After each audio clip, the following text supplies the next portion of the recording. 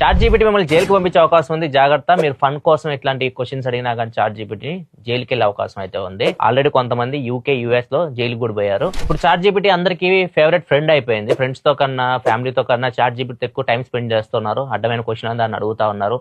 Persons కూడా చాలా మంది షేర్ చేసుకుంటా ఉన్నారు. ఇలానే కొంతమంది వాళ్ళని సెల్ఫ్ హార్మ్ చేసుకోవడానికి కానీ చనిపోవడానికి కానీ దాని సలహాలు అడుగుతుంటారు. అట్లాంటి వాళ్ళని ఏం చేసిందంటే చాట్ జీపీటీ ఆ థాట్స్ నుంచి బయటకు తీసుకురావడానికి ట్రై చేస్తూ ఉంటది.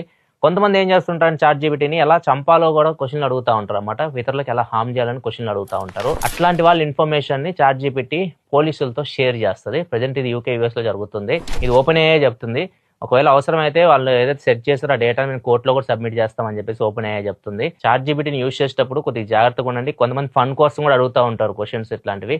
సో అట్లా మీరు ఫన్ కోసం అడిగినా కానీ అది మీకు చాలా ఇంపాక్ట్ క్రియేట్ చేస్తుంది. మీరు ఏదైతే చాట్ జీపీతో ఇన్ఫర్మేషన్ షేర్ చేస్తున్నారో అది సేఫ్ అయితే కాదు, అది ఎవరితో అయినా షేర్ చేయొచ్చు. అది కొద్దిగా జాగ్రత్తగా ఉండండి. Sensitive information